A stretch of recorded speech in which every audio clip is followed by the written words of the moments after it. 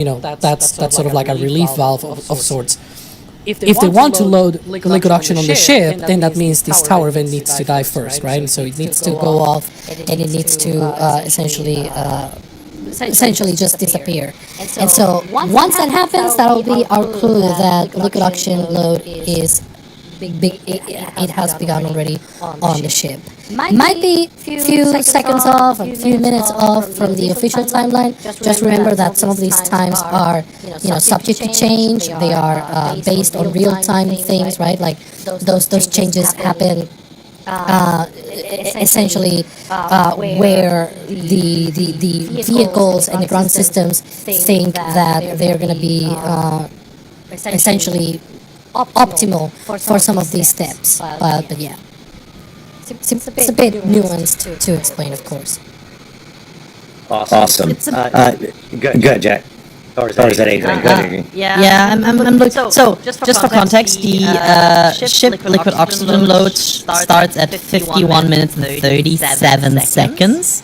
So, T minus. So I'm basically staring at this vent Alex just talked about, because if they start loading on time for opening of the window, that vent should stop very, very, very soon. You hearing that?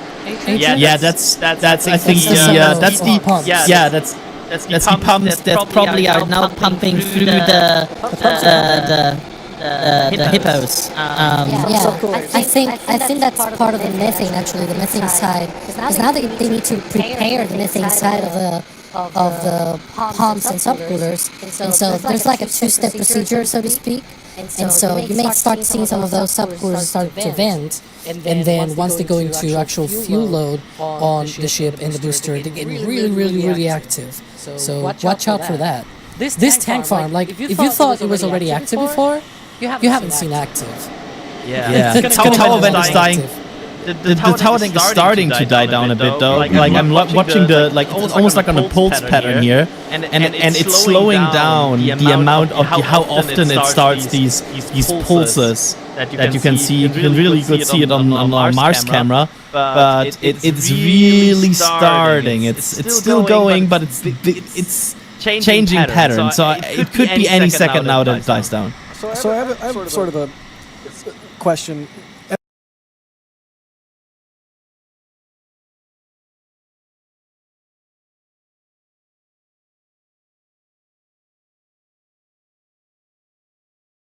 SpaceX and Starship every day almost. I've had my last vacation, I think 3 years ago, and I'm still smiling and I'm still happy to do this. It's a very, I feel humble, to be honest, that so many people have subscribed to the channel over the years and that we are in the position we are in.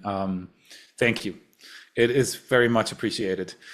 For those who have just tuned in, we're hitting 16,000 people watching right now. We are waiting for SpaceX to start fueling the stack. They should be fueling for 3 minutes now because the go-no-go decision for fueling was a go. And SpaceX was supposed to start fueling 51 minutes and 37 seconds before T-0, as you can see on our beautiful pre-launch timeline. And as soon as going like more and more. I'm sorry, there's a million things I could look at right now while talking. No worries. And Adrian, for those that don't know, how much fuel, how much propellant are they actually loading? This is Alex's question, probably. How much fuel are they actually loading on these two vehicles? 5,000, right? Yeah, approximately 5,000. Well, the full stack will weigh around 5,000 tons, metric tons here I'm using. But of course, there's a little bit of dry mass, if you will, that is not the propellant tank. That's what I mean by that. And so the propellant mass is around 4,600 tons, maybe 4,500 tons. That's more or less how much more propellant they add to this. Just for comparison, Falcon 9 is also like 10 times less mass than that. It's about 450 tons of propellant. So I have another propellant follow-up question. the ship goes up and it's on a very specific trajectory. They put enough fuel in it to get up to that trajectory for a return and the belly flop maneuver and the landing burn. Does that mean that this ship is not fully loaded, or are we going to see a orbital ship with more fuel? Do they fly the ship, say, 40% loaded with fuel? No, there's very much... This ship is most likely very fully loaded. It's rare that you actually don't load rockets full, because they also need like operating pressure and operating flow, and it's kind of hard to do with just like slight load. You just usually fly either like more harmless trajectory and just use that fuel, or you just release that fuel once you don't need it anymore. But flying, like they don't fly like with 40% on the ship. Yeah, and that leads me into a question from Steve at NASA Spaceflight. Do you ever think we'll see tandem launches from Pad A and Pad B at the same time? I have to interrupt you here. Tower vent is definitely dying down. You can see it now. That it's 100% dying down. So I would say we are in ship propellant load. Let's go.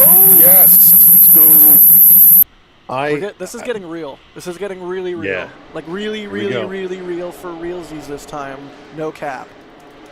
I don't know what you just said. I only said that because Adrian was about to take a drink, and I wanted to see if I could get him to do a spit take. You think they'll, when they do if they do a tandem, do you think they'll do a tanker version? Hopefully we find out later tonight from if they do the SpaceX presentation. A tanker from one pad and a lunar Starship or beyond from another. That be prudent? Alex, I'll ask you. Come again? Do you think if they ever do a tandem flight from Pad A and Pad B, will one of them be a tanker? I'm not sure if right now they will be able to do such a thing. Maybe in the future with some tank farm upgrades and whatnot. But sure, I mean, probably. Here we go. There we go. Frosty lines. We got frosty propellant lines leading into the ship. You know what that means. Yep. They're cold. And just to be clear, there is propellant inside the ship right now. The only reason you cannot see it is the bulkhead at the bottom, like the lower bulkhead, it's not fully fueled yet, so it's not touching the outside wall of the ship yet. As soon as it is over that minimum bulkhead fill up, that's when it will touch these very thin lines, and I think we can already see a bit of a start of very optimistic. Very optimistic. But we will see here, but their frost line will form once it touches the outer walls.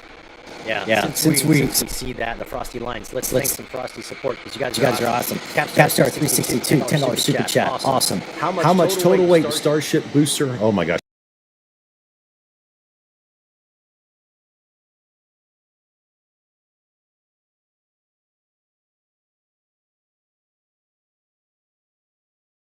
Lot of love to the Y team. Let's go SpaceX. Let's make this happen. It is my dad's birthday. Shout out to your dad. And let's cross all our fingers that SpaceX actually succeeds with this today. We are 1,700 and something subscribers away from the magical 600,000. It does not happen often that the first digit changes. The channel is exactly 6 years old today, and if you want to make this team smile all over the face, click the subscribe button if you haven't done so yet. If we reach the 600,000 subscribers today, we've already made 1,500 since we started the stream. So there's a good chance that we can reach that today. If you haven't done so yet, and you want to make this team smile, hit the subscribe button. Thank you so much, everybody. Okay, let me check something real quick.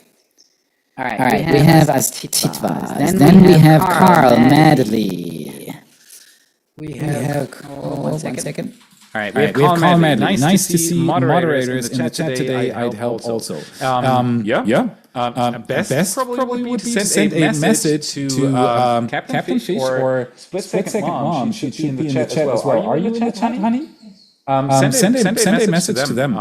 Maybe you can. We are always looking for dedicated people to moderate chats, because as you can see during the SpaceX Starship streams, there are a lot of people tuning in. We're almost hitting 18,000 people watching right now with us. There's always the need for moderators. Send them a message. That goes in general, actually. If you have good ideas and if you think you can help us, send us an email. The email address is in the channel. In the channel information, we're always looking for interested space nerds who want to help. So thank you for tuning in today. We have Mr. Cool. Thank you so much for the super chat. Wiener Schnitzel und Schweinshaxe. Exactly. You know what? I wanted to tweet it out. I even took a picture of it. I kid you not. Where is my phone? I got to show you this right now. You are not going to believe me. That is how a German prepares for a Starship stream. Did I not take a picture? Ah, man, I didn't take a picture. We had, I kid you not, we had Wiener Schnitzel like half an hour before I went online because it made me feel good. And Steffi was absolutely amazing in doing that. And so we ate Wiener Schnitzel just before I went live. I just ate a little bit because full stomach and streaming doesn't go together. But yeah. That's one of the things I really miss about the miss here in the United States, the German food. If you've lived with it for 43 years, I think I lived in Germany, it's good food. It's really good food. But it doesn't, Prop load is underway. Prop load is underway. Come on. Do we see, can we switch to Lone Palm and maybe see if we can see a frost line? Because the ship is the one that is being fueled first. No frost lines yet?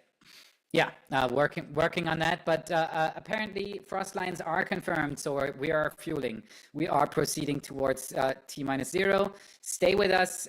You are going to see the largest rocket ever light up its engines today and reach space and hopefully go to the Indian Ocean. It's going to be amazing as always. Okay, so that was the Wiener Schnitzel and Schweinshaxen. There you go. Thank you so much. Flippin' with Mitch and Maylee. Thank you so much for your super chat. Love you, Felix. Happy 6. Keep doing what you're doing. We love it. And I love you back. Thank you so much for the support, and thank you for watching with us. And it's a pretty humbling feeling. I said this. Actually, Steffi said it to me this morning. I think she looked at me and she said, "Isn't this crazy that we're doing this again?" For everybody who thinks that this at some point becomes routine, I'm not at that point yet. I'm always anxious before I start the stream, and I'm always wondering how it's going to go. And I'm loving that you all are watching this with us. So thank you for tuning in with us. It is really very much appreciated. We have Vincius Meneguite. I'm sorry for butchering this. Thank you so much for your super chat. Hi, Y team. Cheers from Rio de Janeiro.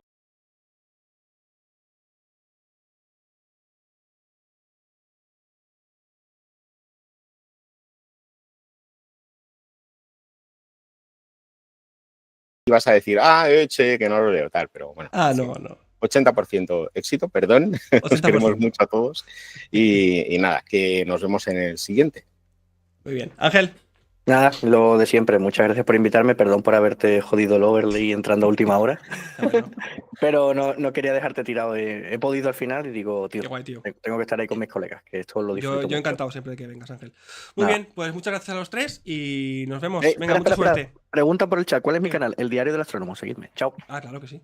El Diario del Astrónomo, Fuera de órbita y Doctor Fisión. Adiós. Chao. Nos vemos. Chao. Suerte. Vamos, va. Entonces, vale, esto fuera. Ahora mi ordenador en principio debería empezar a ir un poquito mejor. Vale, gente, ahora sí, ya me veis más fluido en cámara. Poco a poco mi ordenador va a ir recuperando esos recursos que le faltaban. No sé, se ha atorado. Con muchas cámaras activas. No sé, no me había pasado nunca, creo. Pero bueno, el caso es que ya estamos aquí todos juntitos. Vamos a estar aquí atentos ya al directo de SpaceX, que posiblemente haya empezado ya. Vamos a refrescar la página. Esto vamos a quitarlo. Dime que sí. Sí, ha empezado el directo de SpaceX. ¡Vámonos! ¡Vámonos! Ay, espera un momento. Espérate, la música fuera. Un momento, Ernest. Un momentito, Ernest. Un momentito. Esto es... Vale, dime, Ernest. Nada, solo comentarte que me quedé aquí un poco más callado de momento porque las alertas las siguen diciendo en el mismo directo y si quieres cuando falten 10-5 minutos para el lanzamiento puedo hacer una entrada para comentar cosas que a lo mejor se te habían pasado por alto y eso. No, dilo ahora que tenemos tiempo mientras empiezan. No, digo que si te hayan pasado por alto a lo vale, largo vale. del Sí, directo sí, de sí. SpaceX. Sí, me parece muy bien. Me parece muy bien. Vale, Perfecto. vale, Bueno, vale. nos vemos. Vale, hasta ahora. Vale, gente. Venga, va, nos ponemos ya. Espero que todos estéis en vuestras casas. Bueno, claro, si me veis desde España estaréis todos en pijama, en el sofá, con el móvil, en la cama. Bueno, poneos los más elegantes posible que podáis, porque estamos a punto de vivir un momento que puede ser histórico. SpaceX se la juega con este tercer lanzamiento de una Starship versión 2. Es el noveno vuelo de Starship. Noveno vuelo de prueba de Starship, este Integrated Flight Test número 9. Y estamos aquí esperando que empiece el directo de SpaceX. Soy consciente de que al principio del directo hemos tenido algunos problemillas. Básicamente que tenía el botón del mute en el micrófono. Es que es increíble que me pasen estas cosas todavía con la directos que llevo, pero bueno. La cosa es que ha sido todo un poquito atropellado y se me ha olvidado de contaros muchas cosas, muchas novedades que van a tener estos vuelos. Pero no pasa nada porque SpaceX nos tiene preparado un directo de probablemente 30 minutos antes del lanzamiento en el que es espectacular todo lo que cuentan y la manera en que lo cuentan, los gráficos que ponen y demás. O sea que lo vamos a entender perfectamente. Y de hecho, ya os he comentado antes, pero ahora para todas estas personas que están entrando nuevas, que sepáis que como novedad en este canal vais a poder seguir en español lo que dice SpaceX porque tengo activados los subtítulos automáticos y traducción automática, es decir, que aquí en la pantalla, ahora no porque no está hablando nadie, pero en cuando empiecen a hablar, gracias a Google, muchas gracias Google por tanto, vamos a estar... Bueno, ahora lo vais a ver, atención que empieza. Bueno, vale, empieza con música, déjame beber un poquito de agua, están poniendo un tráiler. Y empieza esto, va.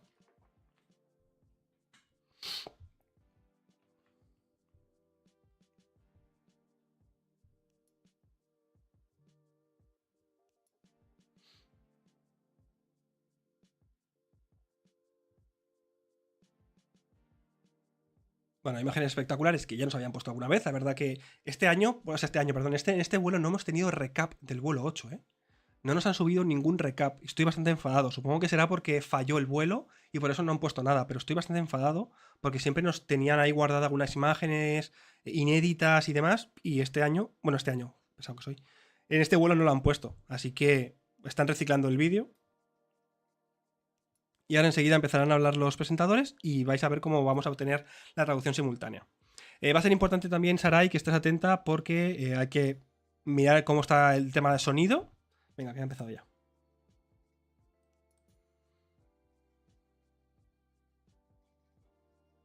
Ahora enseguida saldrán los subtítulos. Aquí los tenemos.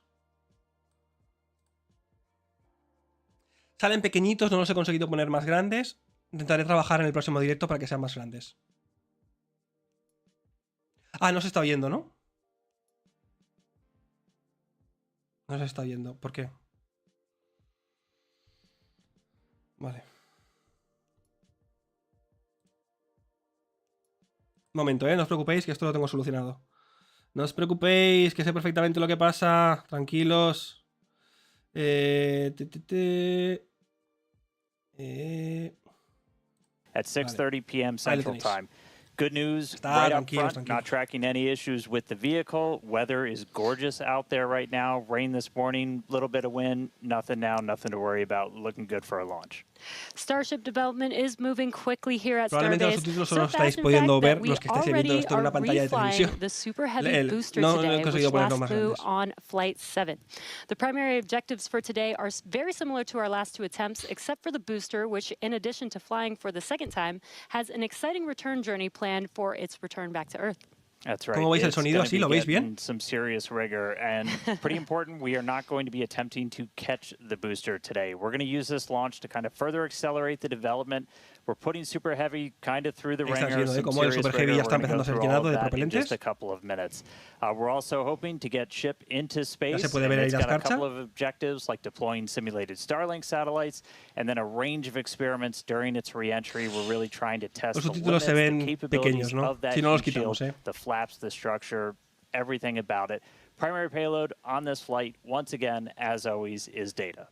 It's definitely a very big day for both stages. There's always a chance we don't reach every objective that we set for ourselves, but success comes from what we learn on days like today. And of course, whatever happens, excitement is guaranteed. Yeah, that's right. Progress is not measured by single flight tests. It's whatever that timeline overall is and getting us closer to establishing self-sustaining civilization on Mars, making life multiplanetary. Every time we're learning something from these flights that will get us there, that is progress. Exactly. Starship is the first orbital launch vehicle engineered to be fully reusable and built for frequent flight and heavy payloads, just like today's commercial airliners. It's the product of years of rapid development, testing, iteration. We're trying to fly as frequently as esto lo voy a possible, conseguir, no os fix preocupéis. O sea, problems el as próximo they lanzamiento de appear, Starship tenéis los and subtítulos then fly automáticos again. 100%. O sea, It all esto lo consigo. started here at Starbase back with Starhopper. It was a small single Raptor prototype. Ojo, el Kind of Starhopper looked like aquí. a water tower. We turned it into a water tower. Siempre está bien que eventually. tengan un poquito de It recuerdo made para its el first Starhopper. low altitude hop back in 2019 here at Starbase. You could tell the pad, that's the pad that we were just looking at. It looks dramatically different now, 2 towers. But Starhopper delivered. It was able to prove that we could use that Raptor engine for controlled takeoff and landing. And that is so wild to see that there on your screen was just Ahí estamos 6 viendo el years primer ago, lanzamiento and now we're que here hubo de today un with prototipo de a Starship. full-size vehicle. So from there, we moved to full-size test articles with increasingly complex test flights that reached progressively higher altitudes. And each test shaped the Starship that we see today on the pad, a stronger, taller, and more refined vehicle. That's right. All right. Now, Y recordad que este Super Heavy es reutilizado, ¿eh? of 2 parts. First, on the bottom, the Super Heavy booster, powered by 33 Raptor engines. Both Super Heavy and ship are running on liquid Un methane. Super Heavy reutilizado del vuelo número 7, el Super Heavy Booster The 14. stage is powered by 6 of those Raptor engines. 3 of them are optimized to sea level performance, 3 for vacuum, so operating while they're in space. Un Super Heavy que no va a volver a la plataforma, que se va a desechar en el océano. ¡Ojo, cámara nueva! ¡Ojo, cámara nueva! Que esto nunca nos la habíamos... Bueno, nueva, no es nueva, pero que pocas veces la habíamos visto antes de despegar. Me encantaría, por favor, que esta cámara la mantuvieran durante la separación en caliente. Por favor. Now, that second stage is also what will one day carry cargo, payloads, people, everything that's going to space. It's also going to be responsible for in-space propellant transfer. That's where we're going to take 2 starships, meet them up in orbit. One will be able to transfer propellant to the other. That's a really critical capability for Starship to do all of these missions beyond low Earth orbit. That also unlocks our ability to send huge amounts of cargo, tremendous amounts of people to destinations far beyond Earth. Yeah, the Super Heavy booster is designed to launch, separate, flip, and return to the launch. Bueno, de momento no están explicando nada nuevo, nada que no sepamos. Os tengo que informar, que importante, que el Super Heavy va a hacer un descenso raro en el que van a simular que un motor de los centrales fallará. ¿Vale? Es una de las cosas más importantes que tenemos por ver hoy, más allá de que la Starship consiga encender sus motores hasta el final y que logre hacerlo de forma exitosa y que no explote, por favor, que no explote. Todos con los dedos cruzados, That's a steel structure that really takes the brunt of those ship engines as they ignite, protecting the booster while the ship's still attached to it. That enables us to do hot staging. More efficient. Que han puesto el directo a más de 1080, ¿eh? Right now, that hot stage it's single. Muy bien. It detaches from the booster. Está en 2K, ¿no? But in the future, it's going to be integrated right into the top. And then on top of all of that, there's all of the infrastructure that's built up around it to support Starship. We call it Stage 0. That's everything, the launch pads, the propellant farm, launch towers, a ver, no preguntéis por los subtítulos, gente, que es que los he puesto antes, pero que es que no se veían bien, se veían muy pequeñitos. No he conseguido hacer que se vean un poco más grandes. The orbital launch mount for Pad 2 has officially been installed. That's starting to come together. Just like Pad 1, Pad 2 has Ahí estamos viendo, ojo, cómo estamos viendo el nuevo deflector de llamas. ¡Oh, qué imágenes! ¡Oh! ¡Qué precioso! El nuevo deflector de llamas de la plataforma B. Increíble. We did put the orbital launch mount on there. Qué bonito, That's ¿no? responsible for routing all of the propellant to the booster ahead of flight. 2160 es 4K, vale, pues el tiempo que estamos viendo un directo en 4K, tremendo. Bueno, mi directo es en 2K, creo, Mi directo es en 2K, porque 4K era too much, y de hecho mucha gente no lo puede ver en 4K, no tiene mucho sentido. Pero lo vais a ver en la mejor resolución posible. Bien. That's a lot of Millennium Falcons, So Dan. many. We're also currently in work on Starship's brand new pad at Kennedy Space Center's Launch Complex 39A, and we're hoping to bring that online later this year as well. Sí, importante decir que la meteorología pinta muy bien para el lanzamiento, o sea, es que es muy probable que hoy tengamos lanzamiento de Starship.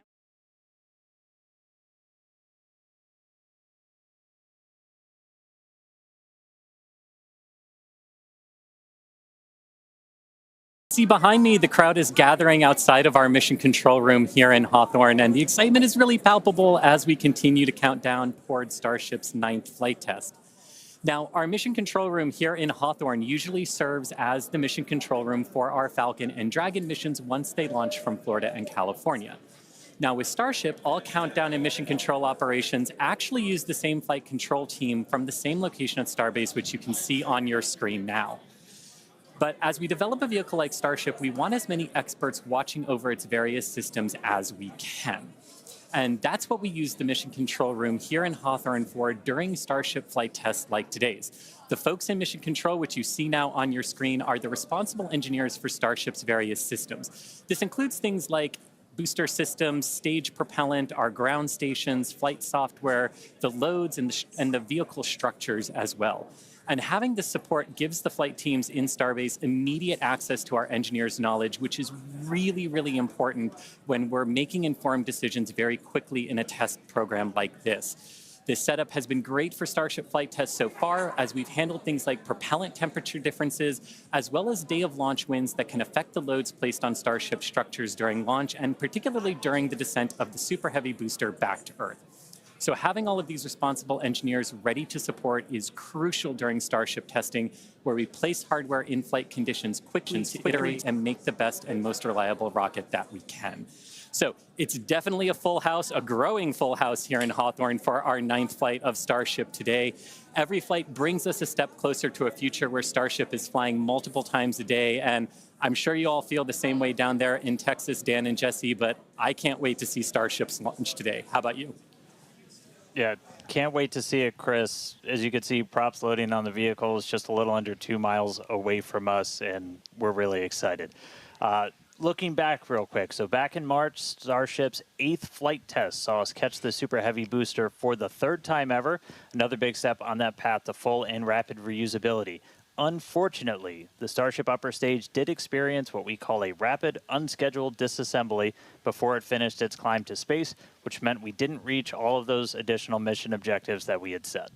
About 5.5 minutes into ship's ascent burn, a hardware failure in one of its sea-level Raptor engines took out that engine, the 2 remaining sea-level engines, and a Raptor vacuum engine. That's 4 of the 6 engines that ship has.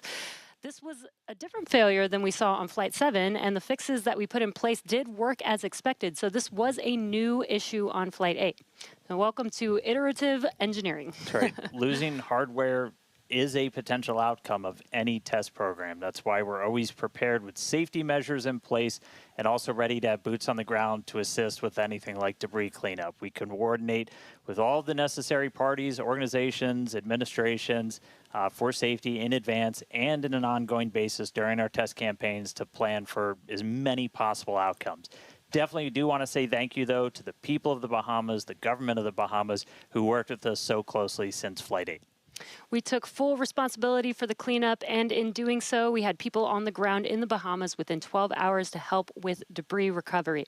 So all that said, we're moving forward in our development cycle with safety at the top of mind, and we fly again today to get this current iteration of ship to space and back. That's right. Putting hardware in a flight environment as frequently as possible, so you're seeing how things behave all together in the real world, then you're solving problems as they pop up. That's how SpaceX developed their very first rocket, Falcon 1. Same philosophy was used to develop Falcon 9. Today, we're looking to get our first re-entry with the latest iteration of ship, while intentionally stressing the Super Heavy vehicle during its return to get data on its boundaries. And by stressing, we mean that we'll be pushing the flight envelope of Super Heavy as we fly at a higher angle of attack during descent towards the Gulf. Angle of attack in this case means that Super Heavy is pitched up to maximize drag and slow return. Because of this test, we will not be attempting to catch and recover Super Heavy, which again is flying for its second time today. So for a brief moment, this booster will hold the title as the Super Heavy flight leader. That's right. All right. Lot still ahead for today. Let's get into it real quick with this overview. As always, everything starts with a liftoff. 33 Raptor engines igniting. Super Heavy pushing itself and Starship into ascent over the Gulf. It's going to continue for about 2.5 minutes before we get to hot staging. Ship will ignite its engines. Booster will do its boost back burn and begin its flight experiments back for a hard splashdown in the Gulf of America. Meanwhile, ship continues its burn into space. And ship will remain suborbital. We will be deploying 8 Starlink simulator satellites and then head towards re-entry. We'll relight a Raptor engine as well as test experiments during re-entry, such as missing tiles, metallic tiles, loading the vehicle's flaps, and then ship will attempt a flip maneuver. And if all goes planned, we'll conclude the test with a soft water splashdown in the Indian Ocean. So that's what we have on the menu for Flight 9 today. Whole lot. Flight 8's RUD taught us new lessons about Starship hardware, specifically the Raptor engines.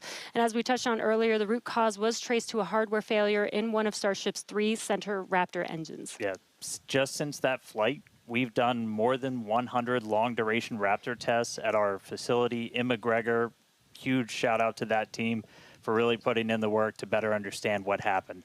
As a result, the engines that are on Starship's upper stage on the pad right behind us have a few changes.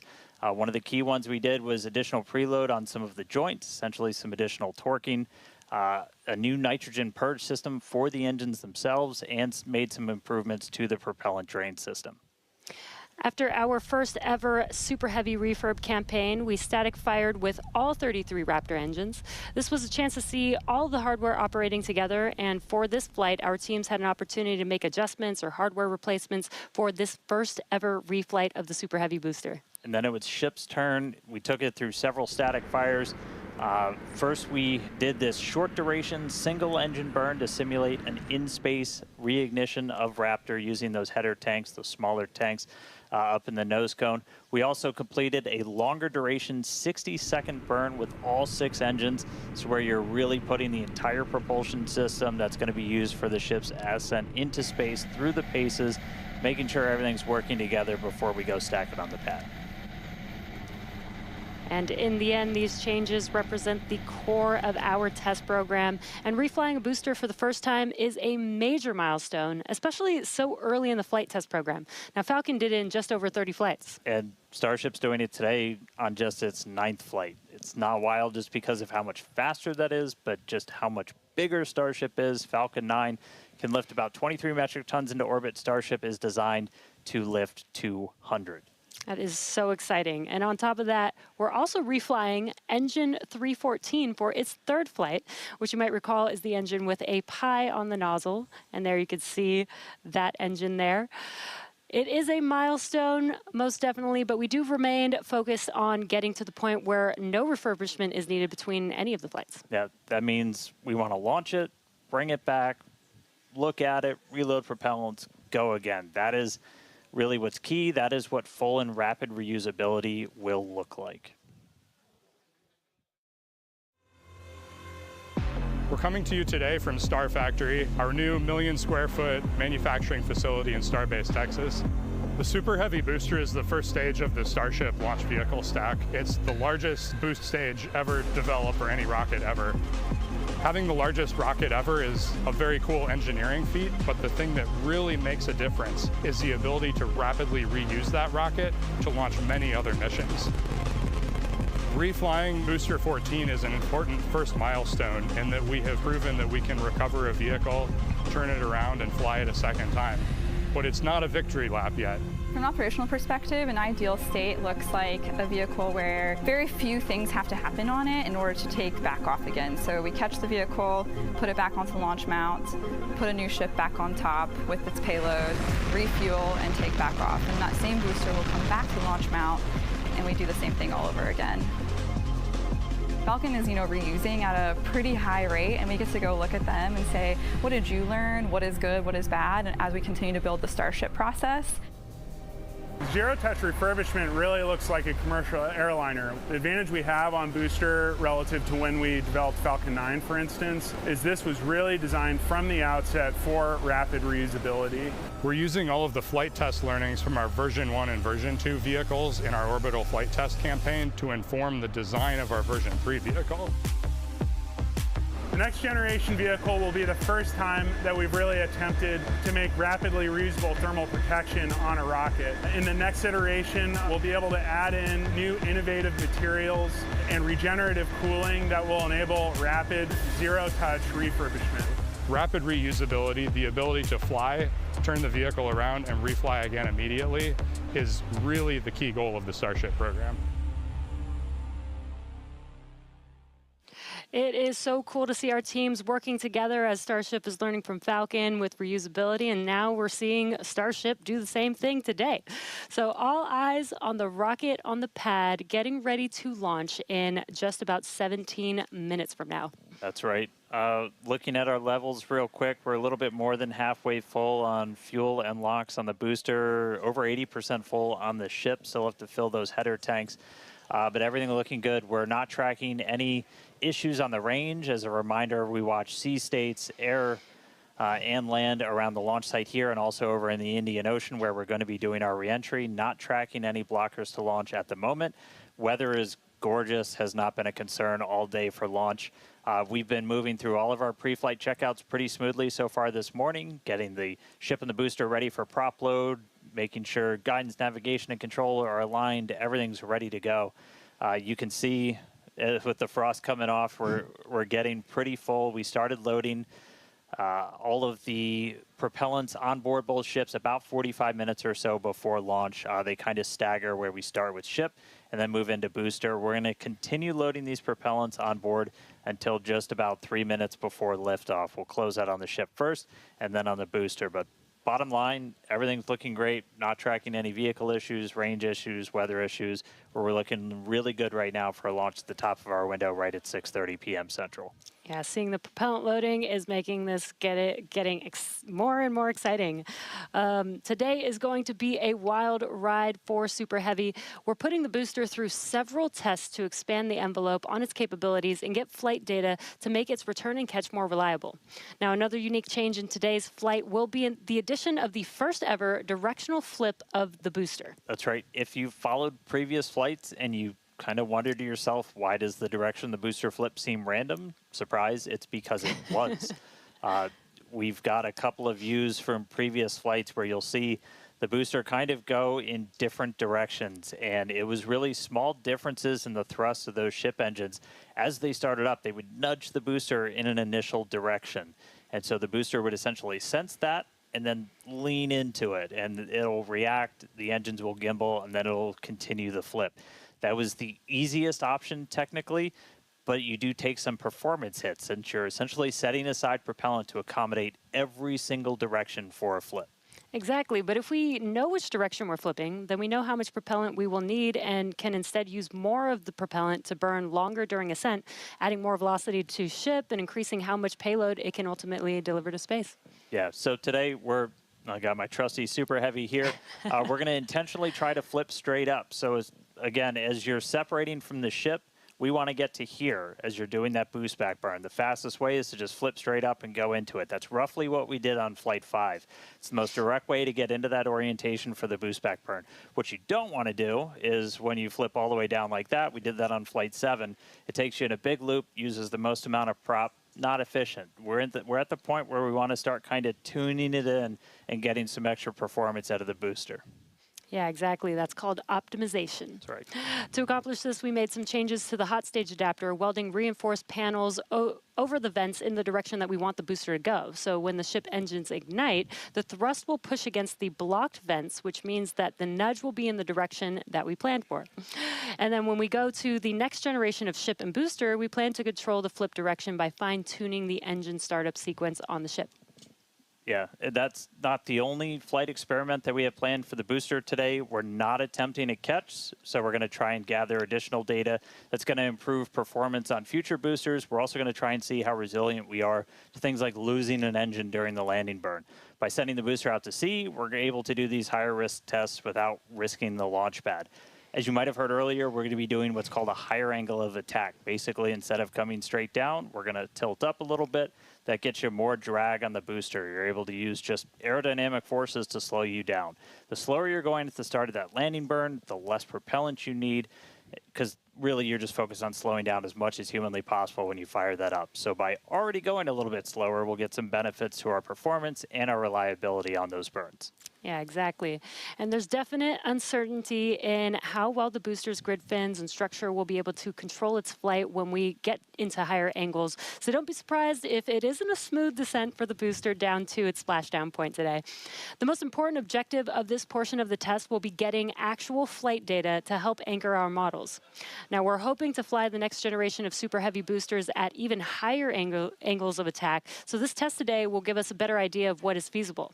Now, on top of all of this, we're going to see how resilient Super Heavy is to engine failures at the most critical times. Yeah, we're going to intentionally disable one of those 3 center engines and instead use an engine from the middle ring that's kind of right behind it. Those center engines are what we nominally use at the very last part of a landing burn as you're just kind of fine-tuning the booster's path into those waiting chopstick arms.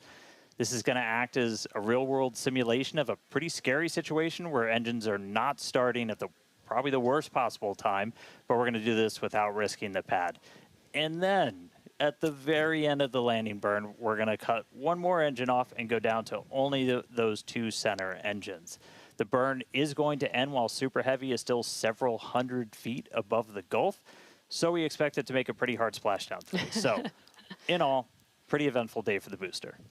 And as many of you may know, water landings are actually uncommon for SpaceX. While other launch providers expend all of their boosters after flight, we land and reuse most of ours. All of these tests are going to help us improve future generations of Super Heavy until we reach its fundamental design, a fully and rapidly reusable and reliable rocket. All right, let's check back in with Chris in Hawthorne. How's it going, Chris? Hey, Jesse, my colleagues here in Hawthorne definitely agree with you. We can't wait to see the Super Heavy perform its second flight and see all of the work from our thousands of engineers and technicians in action today. Now, while this reuse milestone is incredibly important for Starship's development, Super Heavy boosters are not the only vehicles that we reuse here at SpaceX. We're big on reuse, and our Dragon fleet is another example of that reuse. And we actually control those Dragon missions from right here in Hawthorne in the mission control room that we talked about a little bit earlier. For Dragon and our human spaceflight program, this month also marks a big milestone for SpaceX, our 5-year anniversary of human spaceflight. Now, NASA astronauts Bob Behnken and Doug Hurley got us started back on Demo 2, which was notable for being the first time since the retirement of the shuttle program in 2011 that people launched to orbit from U.S. soil. Now, in those 5 years, we have launched 17 human spaceflight missions, 11 for NASA, and 6 commercial missions, including Polaris Dawn, with our first commercial spacewalk in history, and From2 earlier this year, which became the first human spaceflight mission ever to explore Earth's polar regions. We've flown a total of 66 crew in those 5 years, and we are expecting that number to grow significantly in the coming years. Now, most recently on our From2 mission, the crew offered unique glimpses into the orbital spaceflight experience. And this was honestly just so cool to see. Thank you to our Starlink teams for making everything with the From2 crew shared possible. This honestly made me feel like I was right there with them in Dragon. They were living, they were working, they were relaxing, they were doing their experiments while also having fun. Basically, just being people and inviting us along for the ride. And that was really meaningful. Being invited up there really showed how these are just the early days on the road to making life multiplanetary. And the vehicle that's going to make all of that happen is Starship. And Dan and Jesse, I don't know about you, but that is definitely a future I have wanted since I was a little kid, and I cannot wait to see us make it a reality. Yeah, right there with you, Chris. It's the fact that we're getting close to that being reality, that the vehicle that's going to go is sitting on the pad right there. Like, that's endlessly exciting. all of that's going to include sending humans, all of the infrastructure for a permanent presence on Mars.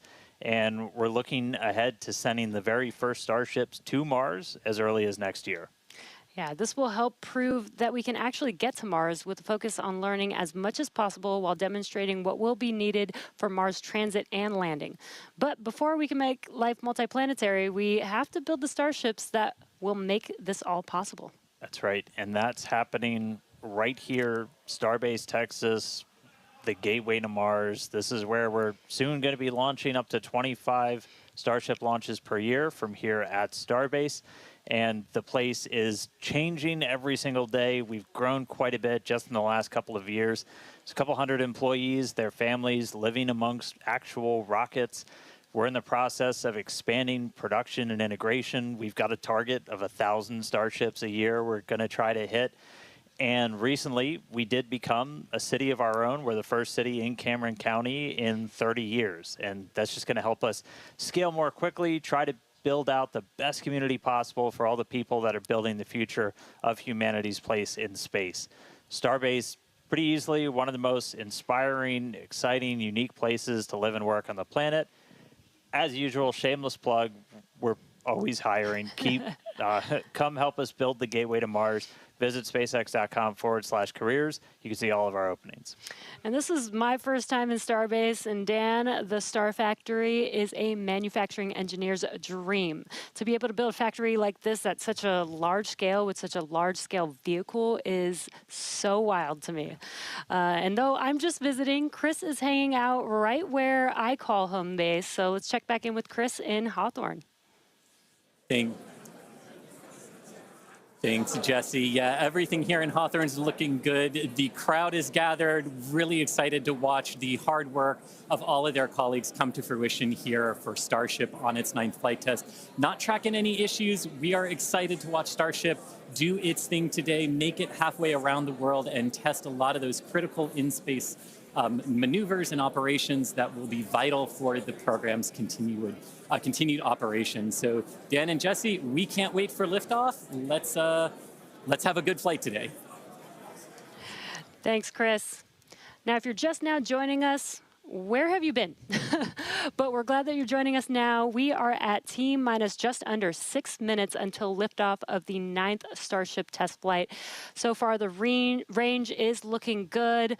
All the airspace and trajectory area that we are going to be launching through is looking good for our test flight today. Weather has been great. It was a little rainy and windy this morning, but it cleared up. It looks beautiful here in Starbase, and propellant loading continues on both stages.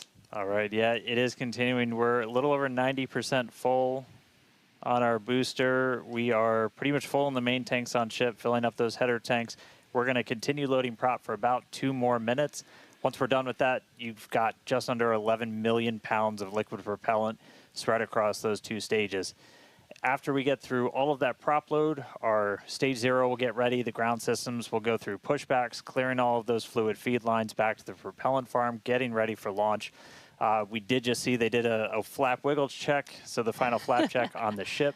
We're doing final alignments of the guidance, navigation, and control system, our thrust vector control, essentially our steering, checkouts of the flight safety system. So everything progressing right now. If we do need to hold, that can come at T-minus 40 seconds. That's a point built into the countdown where we can pause to wait for any final checkouts, pressurizations, anything that we need to complete. We can hold there. We will only hold there if we're tracking an issue. We're not currently tracking anything that will hold us at T-minus 40 seconds. But if you've seen a Starship launch before, they can happen, we can push through them, and then launch that day still.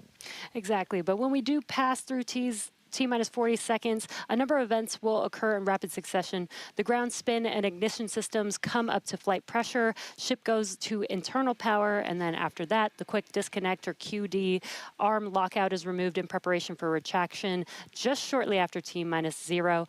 And once we pass T-minus 40 seconds, we do still have the ability to recycle the count under certain conditions back to T-minus 40 seconds, and then hold there to assess what happened and see if we can proceed again back down to T0. Yeah. There are a couple of things, kind of gates in that timeline that if we pass through that and we hit a hold, we'd have to scrub for the day. One pretty visual one will be if the water starts flowing for that deflector system that's underneath the launch mount. That happens right at around T-minus 10 seconds.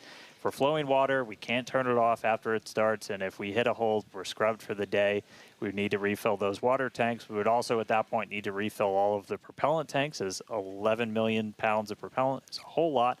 We can typically do that in about 24 hours, so we can always turn around to try again tomorrow. But we are coming up on 3 minutes away from liftoff. We should be hearing that we're closed out of prop load on the ship at this point. Booster coming up shortly. And wow, the weather just looks amazing there with Starship on the launch pad.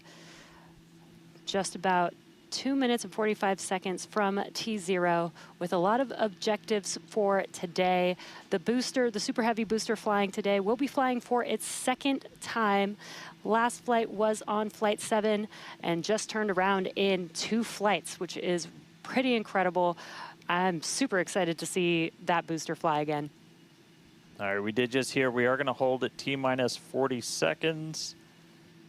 So we'll pass along some more information once we hear that reason. But again, that's not the end of the day. We can hold at T-minus 40 seconds for quite a few minutes. We eventually have to start looking at our temperature of all of our propellant on board. That's usually what drives us to, if we've held too long, we have to stand down for the day. So we are expecting a hold at T-minus 40 seconds. Sounds like we're going to be doing some additional checkouts on the booster Raptor while we're at that T-minus 40 second mark. So we will expect to see the clock pause at T-minus 40. And then again, we've got a couple of minutes. They can work through the issues. If we're able to clear them, we can still launch today. If it's something that we can't, we can always stand down, turn around, recycle, fly again tomorrow. Again, that's really important. This is what terminal count is exactly for, is to be checking the vehicle, monitoring the vehicle systems as it makes its way down to T0. And again, this gives us the ability to catch anything and be able to hold, as Dan has been saying, and recycle if we need to, or pause so that we can work through those issues and see if it's something that we need to stand down for.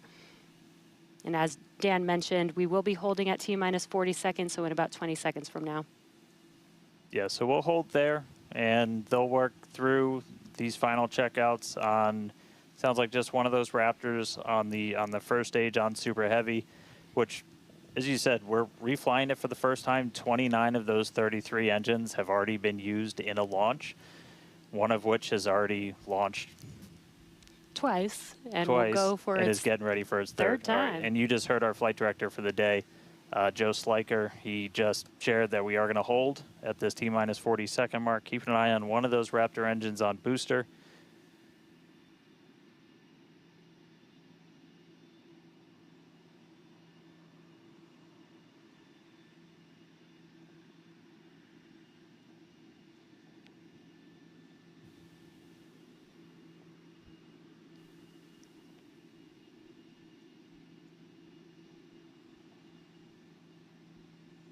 And if you're just now jumping in, we are holding still at T-minus 40 seconds. Watching one engine, waiting for temperatures to kind of get to a zone that we want them to on one of the engines on the booster, on the Super Heavy booster, getting ready for its second ever flight.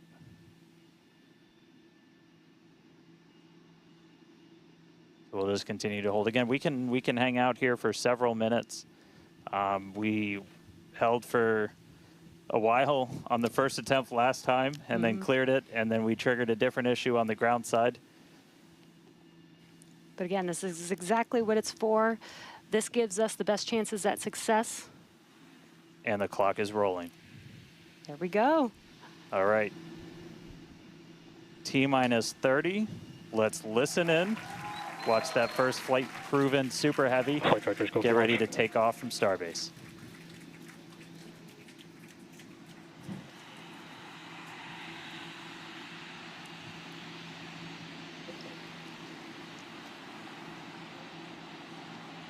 T-minus. Delta 1. Hit hold.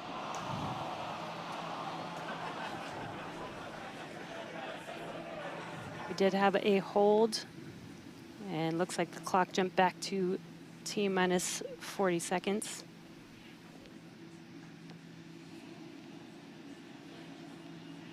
All right, so yep, we jumped out. I did not see the deflector go off. So hopefully we were right at around that T minus 10 second mark. And if we were before that T minus 10 second mark, we do have the ability to recycle, as we mentioned earlier, back to T minus 40 seconds. So it looked like this time it was a ground side issue. We're taking a look at this real quick. So again, we're back at T minus 40. We're gonna hold for a little bit. We are still not scrubbed for the day. Give them a couple of minutes to work through this. Again, we can hang out at T minus 40 for several minutes. Eventually we start looking at your bulk temperatures and all of your propellant on board the vehicle. We're not actively replenishing the propellant on board Super Heavy and Starship, and so you don't have essentially forever to hang out before things start to warm up, and you do want to make sure your temperature's in a really stable range for a healthy startup on Raptor engines. So they're going to work through this issue. We can continue to hold here for a couple of minutes. What's launch without a little extra added excitement?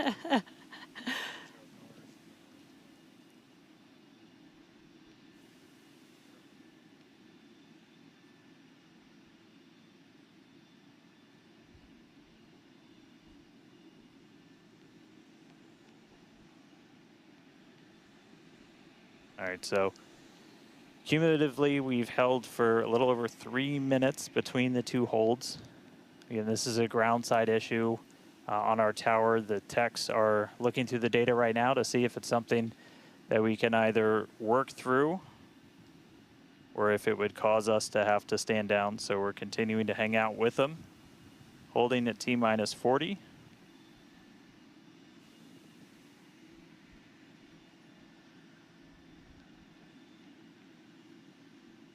And if you're just joining us, we did initially hold at T minus 40 seconds. We continued the count, but recycled before we got to T minus 10 seconds.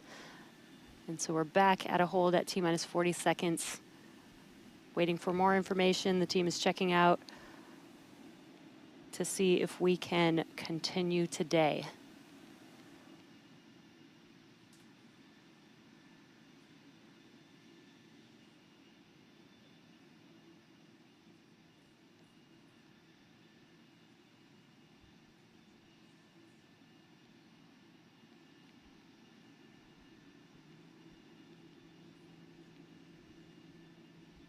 And we're continuing to hold here at T minus 40 seconds.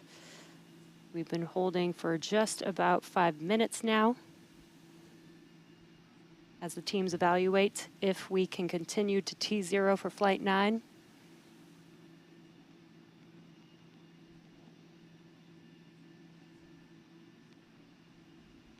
All right, so it sounds like we're coming to a resolution.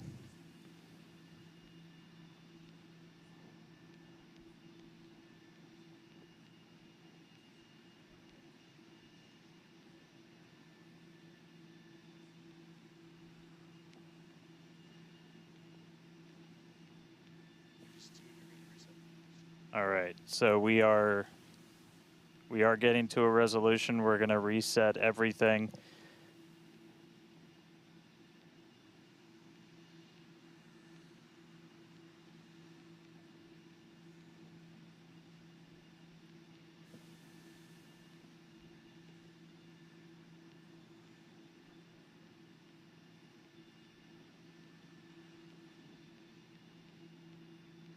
All right, so we're going to see the clock. It is now rolling. Here we go. We saw an issue with that quick disconnect to the ship. There is a chance that automation will kick us out again if we encounter the same issue. But for now, the clock is rolling. We'll see if we pass around that T minus 10 second mark.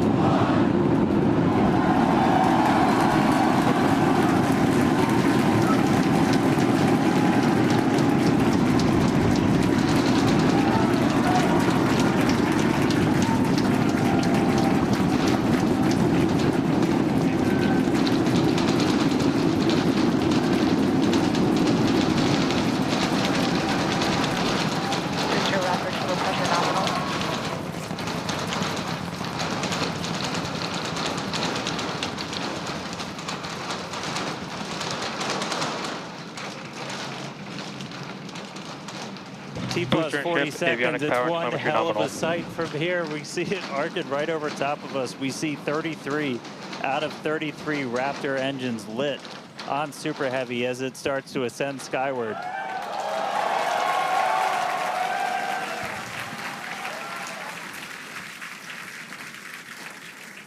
Coming up on maximum aerodynamic pressure, then only about a minute and a half until we get into hot staging. Wow, Dan, that was incredible. We could feel the building shaking here, feel the vehicle's power. Now we're just about a minute away from shutting down those engines on the booster. Again, this booster is flying for its second time today. All right, so hot staging coming up a little under a minute. We're going to see all but the 3 center engines turn off on the booster. So our version of MECO, most engines cut off. And then just a few seconds later, hoping to see 6 engines ignite on ship to push it away.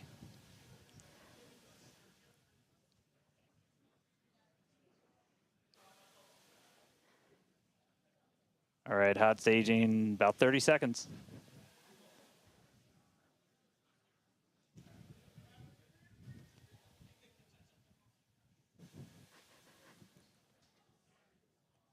And definitely keep an eye on which way the booster flips. First ever directional flip we're going for today. Should flip straight up.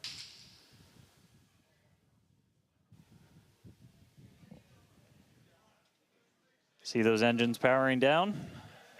Booster engine cutoff. Ship ignition. Stage separation. Incredible flip by Super Heavy booster, and you can see those 6 engines, those 3 engines on the ship ignited. 6 healthy Raptors running on ship, on its way to space. Peek that engine view, booster doing the boost back. Chris, how's it looking over there in Hawthorne, man? It is looking... Chamber pressure is nominal. It is looking absolutely incredible here in Hawthorne. As we said, 6 healthy engines on ship. We've got 13 out of 13 engines on the booster. Now down to those 3, which is what we expect in the final moments of the boost back burn. Now, as a reminder, we are not recovering the Super Heavy booster today. We are instead going to do some... Boost back, shut down. And there we had a good shutdown of the boost back burn. Next up will be the jettison of that hot stage Ship ring. avionics, power and telemetry nominal. Great call out there that everything looking nominal aboard the Super Heavy vehicle, which is returning to Earth, and we're going to be doing some experiments with it, including a higher angle of attack re-entry, as well as some engine tests as it gets closer to the Gulf. We are, again, because of these tests not recovering it, we are sending it to the Gulf on purpose to do those tests. But again, you see the booster on the left-hand side of your screen. You see ship with 6 healthy engines continuing its ascent to its planned suborbital trajectory. Everything going very well so far for Starship's 9th flight. Now 4 minutes, 15 seconds in. Great views from inside of the aft engine area of ship there, looking at those 3 sea level and 3 Raptor engines on the right-hand side of your screen. The booster doing its LOX dump, that liquid oxygen dump. So because we don't need some of that liquid oxygen propellant in its tanks, we vent that propellant out to lessen the booster's mass as it comes in for its landing. Just absolutely gorgeous views watching these 2 vehicles do their respective things in the skies over Texas here today. And Dan, we're approaching the 5-minute mark into the flight. Super Heavy is descending rapidly. What can we expect here in the next few minutes as it does its atmospheric tests? Yeah, now as we had talked about, Super Heavy might not have a very smooth ride down. We're going to be putting it through this higher angle of attack. So we're kind of pitching it up a tiny bit, increasing drag. We've done this in wind tunnels. We've done this in computer modeling. It shows that sometimes the control isn't great, but only one way to really prove it out, and that's to get real-world data. So here comes Super Heavy. It should be igniting for its landing burn in just about 40 seconds from now. And we are going to relight 13 engines, then bring that down to 3 engines. As we talked about earlier, we will be intentionally shutting down. We will be shutting down one of those 3 center engines intentionally to push the limits of the Super Heavy booster. Ship Raptor, chamber pressure is nominal. And continuing to see 6 healthy engines on the ship, 3 sea level and 3 vacuum engines still ignited as the Super Heavy booster is making its way back down to Earth. We can see those grid fins doing some heavy work. Booster landing startup. Ignited for our landing burn.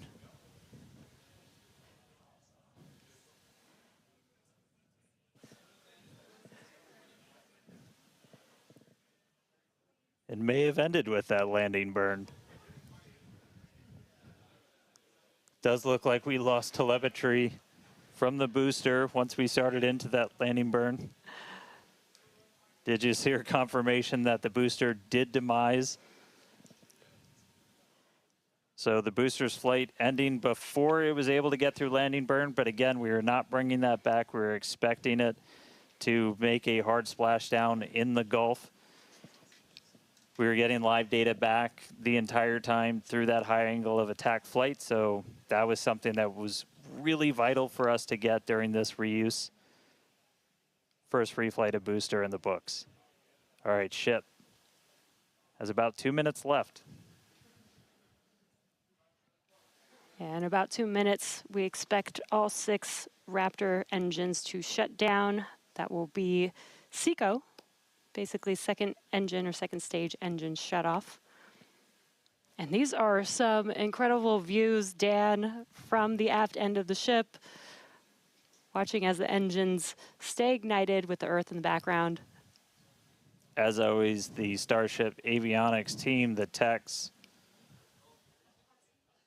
I think we just heard the booster. But all right, we got about a minute left into this burn. All eyes definitely on ship as we get through the final stages into its ascent. We're expecting it to start to cut those engines off in about 45 seconds.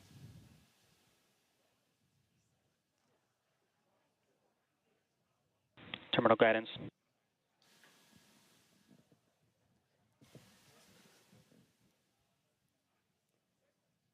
All right, just about 30 seconds to go. We're in terminal guidance in the final stages of this ascent burn. We did see shutdown of the Raptor engines. We do stagger these, so we do the Raptors first. Those 3 have shut down successfully. Sea level's still running. Ship engine cut off.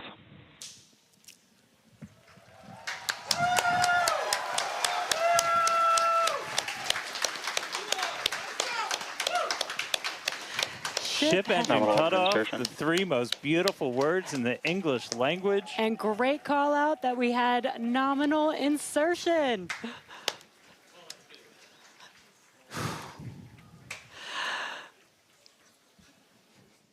An incredible flight test so far today. We reflew a Super Heavy booster for the very first time in 9 test flights. Ship is in its orbital trajectory. Again, it's going to remain suborbital for its mission today. But it ignited all. It ignited all 6 of its engines and made it all the way through SECO just now.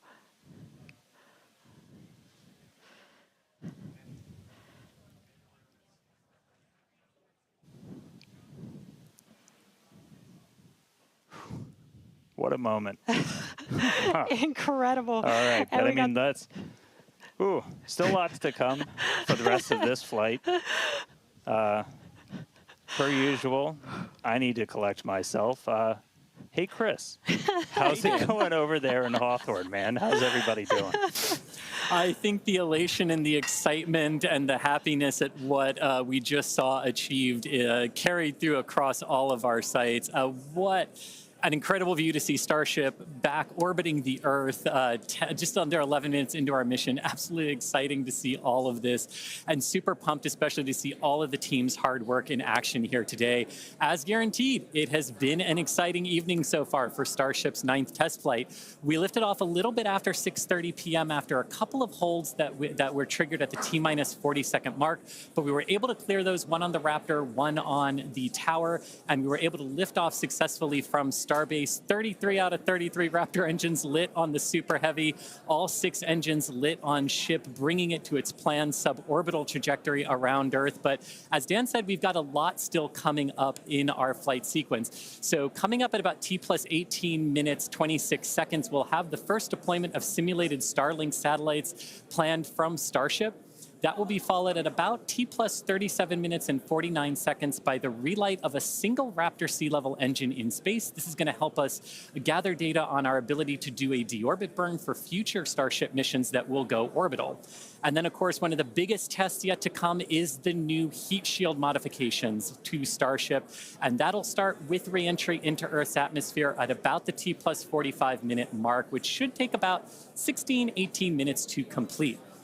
And now today's reentry is going to test that heat shield like we said, specifically how Starship will hold up to 100 missing heat shield tiles on its thermal protection system. Now, we purposely took those 100 tiles off over very critical areas of the vehicle to be able to safely test on a flight like this suborbital trajectory into the Indian Ocean what might happen on an operational flight in those areas if we were to lose the primary heat shield tile over Starship. So very critical test coming up. And then after that, we'll have the final descent where we will again be pushing Starship to its limits. We definitely pushed the booster to its limits today to gather data, and we're going to be doing the exact same thing on that ship, seeing how the ship handles various flight conditions that we will need it to fly in as we look to one day soon bring ships back to Starbase for catch and reuse.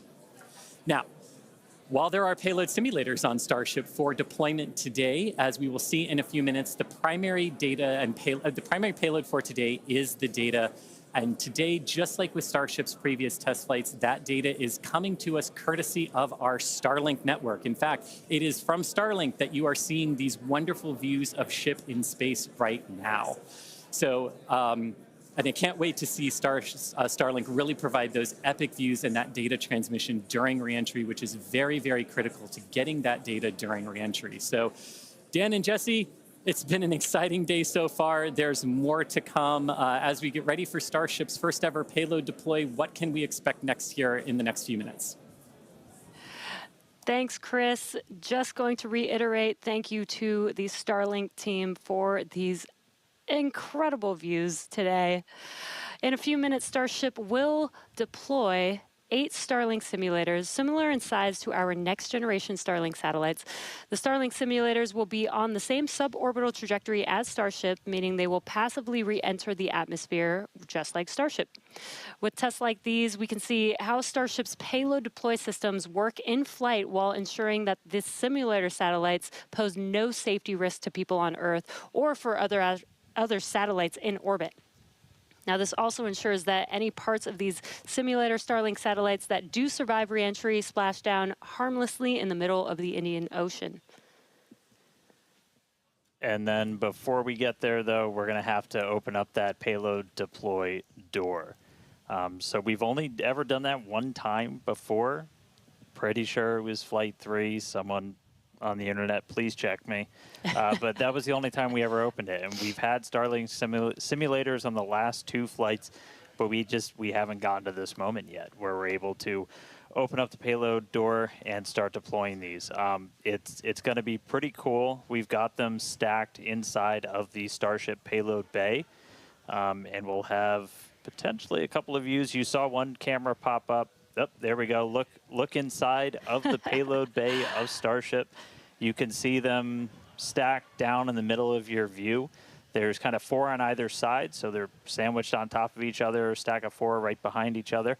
And then we're going to pop the door open. It's on the right side of your screen, so we'll see that open up and then start firing those Starlink simulators out into space.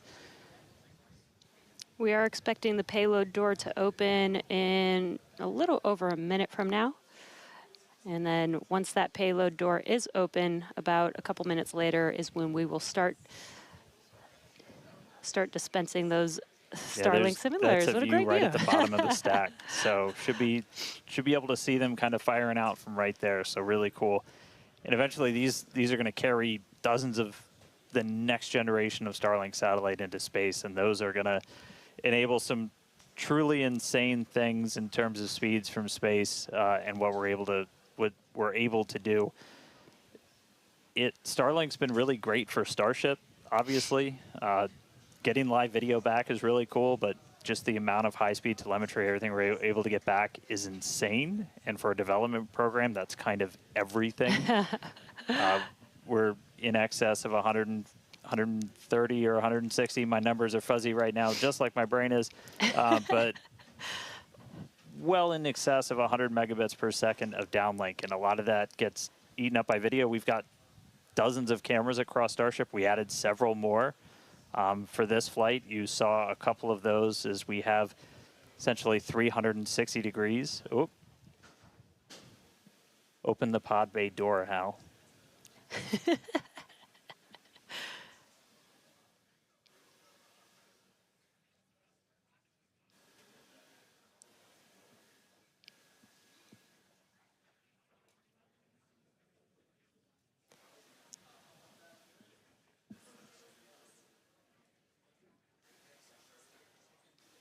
Now we are expecting the payload door to open any moment now, so we're watching out for that. Again, you're looking at the inside of Starship as it's suborbital.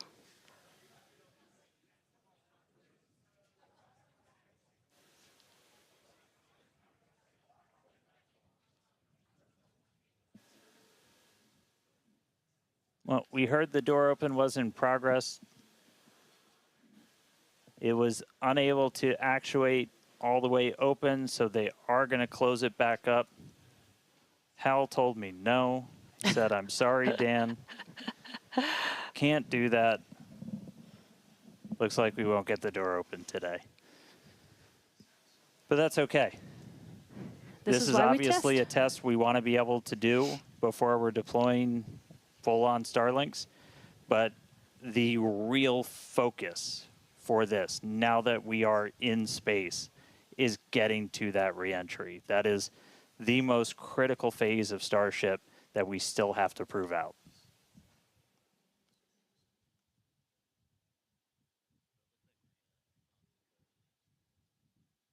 All right, well, so it does look like we're not going to be able to deploy Starlinks today, but we should have pretty frequent views from Starship. They might cut in and out every once in a while, but should be pretty regular.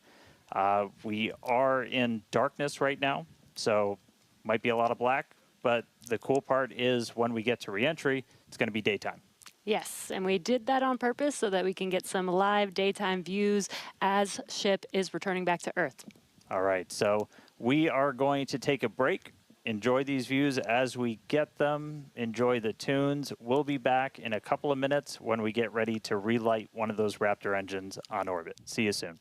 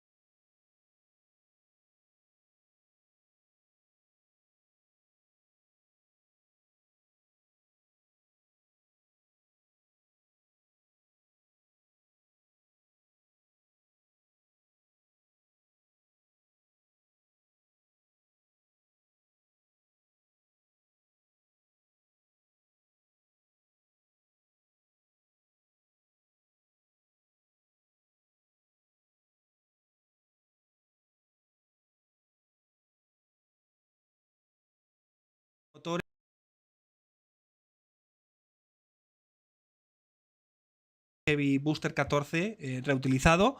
Es cierto que igual me he dejado llevar de que era grave, pero es cierto que al final no deja de ser un booster que sabían que era reutilizado y que estaban intentando buscar cuáles son los puntos críticos de diseño donde pueden mejorar, obtener datos básicamente de fallos, así es como trabaja SpaceX, y que la versión 3 del Super Heavy, recordad, esto es un Super Heavy versión 1, la versión 2 se la saltan y pasan directamente a llamarle versión 3, y que esa versión 3 también va a llevar los motores Raptor 3. Entonces, bueno, todo lo que puedan aprender, pues bueno será.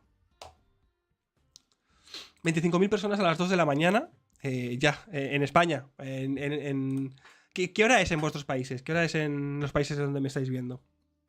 Ponedmelo por aquí por el chat. Me acaban de pasar por Twitter una imagen que han visto la Starship desde República Dominicana venteando para estabilizarse después de entrar en órbita.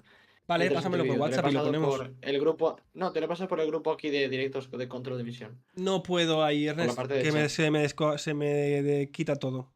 Tendrías que pasármelo por WhatsApp, por te lo paso por WhatsApp.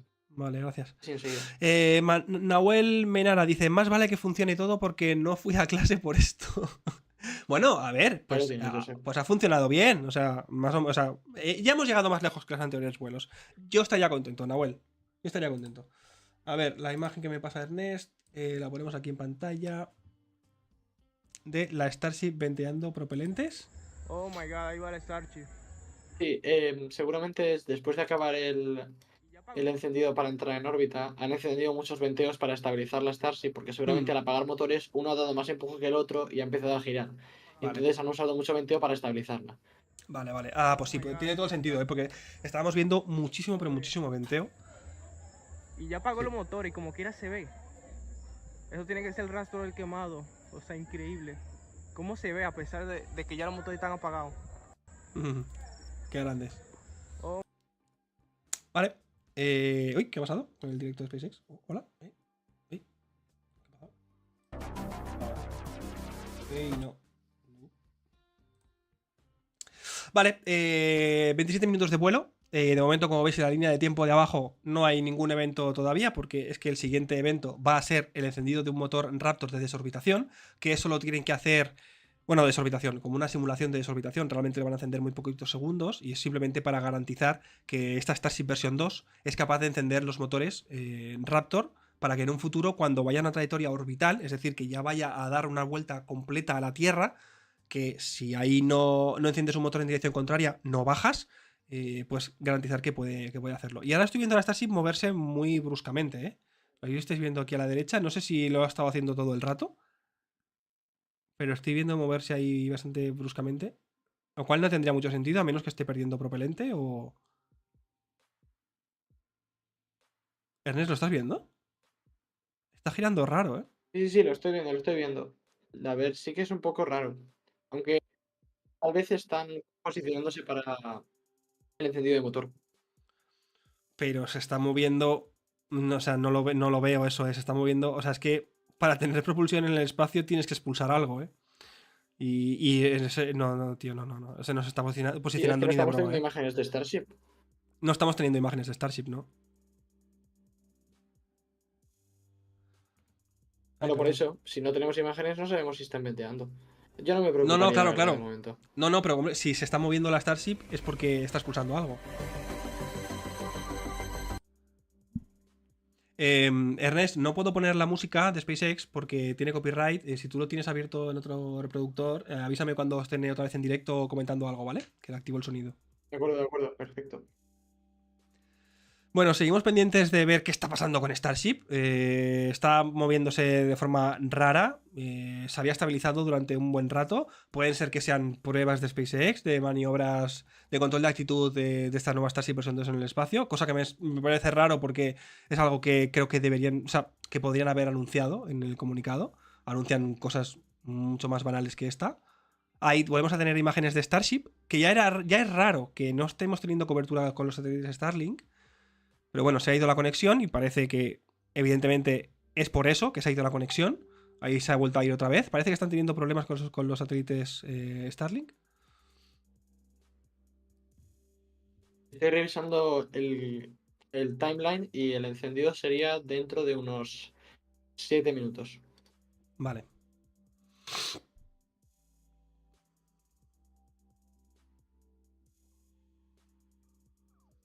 ¿En unos 7 minutos has dicho? Sí, aproximadamente 7. Pero no pone nada en la línea de tiempo, ¿eh? Bueno, porque aún no habrá salido, pero... Pero 7 minutos según los el timeline cubre... oficial. Sí, No lo sé. Yo me baso en el timeline que ha puesto SpaceX. Vale. Sí. 27 minutos 49 segundos. Ahí sería el encendido. Vale. 37 minutos, ok. Vale. Y ese humo, preguntan por aquí, no creo que sea humo, ¿eh? Creo que es simplemente interferencias de la imagen. Saludos desde Argentina, dedícalo a Patricia Araujo, que está preparando la cena mientras vemos la retransmisión. Pues un saludo, Patricia y Pablo, gracias por estar aquí viendo el directo. Horas muy buenas, ¿no? En Argentina son las 9 de la noche. SpaceX está hablando. Vale. Está hablando. Trajectory, as you can see in some of the views and from some of the telemetry, we are in a little bit of a spin. We did spring a leak in some of the fuel tank systems. Efectivamente, tienen una fuga en un tanque. A lot of those are used for your attitude control. Ya os lo he dicho. So at this point, we ya están moviendo alerones y todo. Attitude control with Starship. We are still on a path toward re-entry. We are suborbital, so no matter what, we are going to enter. Sí, están diciendo que obviamente la reentrada va a producirse, que están en una trayectoria suborbital y que la reentrada se va a producir. Ya veremos cómo. Back to Flight 3. Pero obviamente está dando unas vueltas y probablemente debido a esta rotación, que es bastante bestia, por eso están teniendo problemas para conectar con los satélites Starlink, porque la señal está todo el rato girando y están teniendo problemas para tener una buena telemetría, una buena recepción de señal. Sí, es que es eso seguro, 100%, vamos. Ya os lo he dicho, es que para girar así en el espacio, para propulsarte, o sea, para moverte en el espacio tienes que expulsar algo. O estás venteando o tienes una fuga de propelentes, que era lo peor y no quería decirlo, pero obviamente es lo que ha pasado.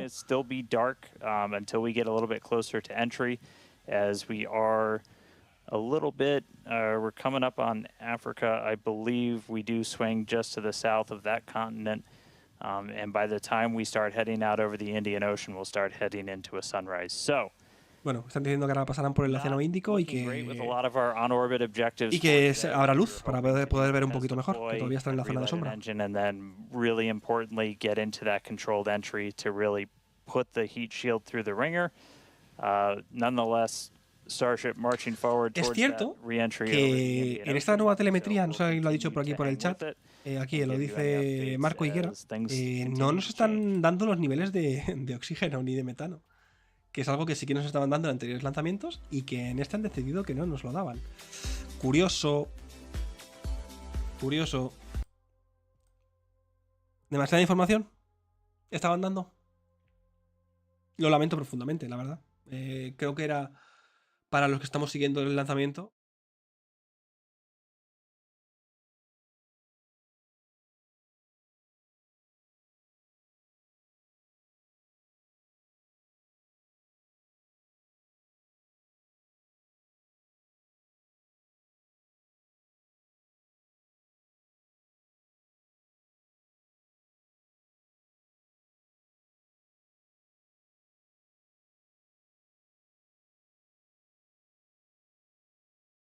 Still maintaining contact. We've got 4 of those terminals on the vehicle, and they're pretty robust to maintaining contact, even when we are in a spin, essentially.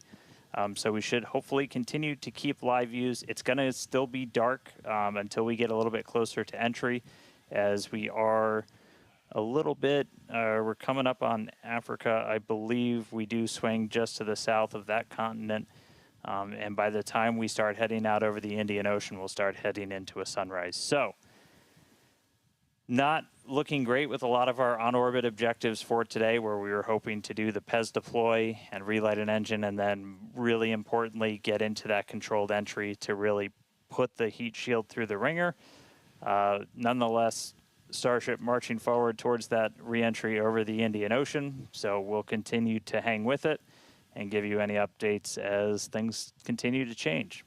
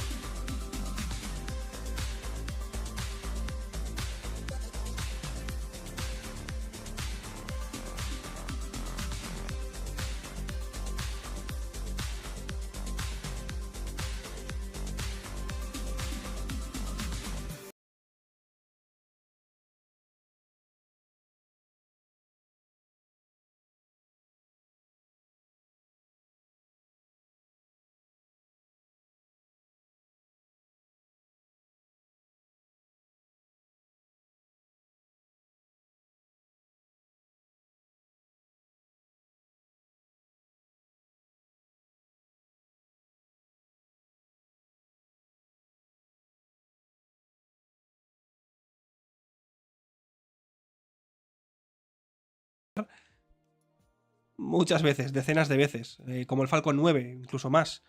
O quizás no hace falta tanto, pero sí, o sea, lo ideal sería utilizarlo decenas de veces. ¿Cuánto lo podrán hacer? SpaceX es cientos. ¿El qué? La idea de SpaceX es reutilizarlo cientos de veces. Pues es que claro, estamos muy lejos de eso, no os preocupéis. Pero bueno, si está rotando... El Falcon 9 lo querían reutilizar en 24 horas y lo han bajado de 9 días. Tal cual. Y eso, además, eso una de las pruebas clave que tienen que hacer con el Super Heavy, con la Starship, si quieren lanzar misiones a la Luna o a Marte para poder llenar Starships reabastecer Starships en el espacio, es lanzar con bastante pocas horas de diferencia. Y eso es algo que ni con el Falcon 9 todavía han conseguido. A ver, estamos viendo movimiento de los alerones. Estamos viendo el movimiento de los alerones. We have essentially lost attitude control on the ship at this point. Están diciendo que han perdido totalmente el control de la nave. To the exact same trajectory as before. We were not able to get that payload door open and deploy those nose cones. No han conseguido abrir la puerta. This is also what led to that loss of attitude control. So at this point we are kind of in a spin, and we are also going to be skipping that Raptor relight. If you've followed through the history of Starship, something similar happened, different cause but same symptom, back on Flight 3, where we weren't able to maintain attitude control in orbit. And so we're gonna skip the relight of that Raptor engine while we're in space. Van a, obviamente, están diciendo que van a obviamente a no encender el motor Raptor, porque si la Starship está girando descontroladamente no pueden. Pero sí, efectivamente la Starship está girando de forma descontrolada, y aunque nos pareciera que está fija y que solo está pasando por nubes, la Starship está girando. No ha conseguido, han perdido totalmente el control, vamos. So, it is definitely coming down. It is definitely heading to the Indian Ocean. Va a volver, va a ir al océano. Our chances of making it all the way down are pretty slim. Dice que las probabilidades de conseguir una reentrada exitosa son bajas, teniendo en cuenta que no tienen control de actitud ahora mismo. And we'll continue to stick with ship as it continues on. We are about 10 minutes away or so until we start getting into entry, and the light will start to pick up as we cross the Indian Ocean, and we'll start to see a little bit more daylight.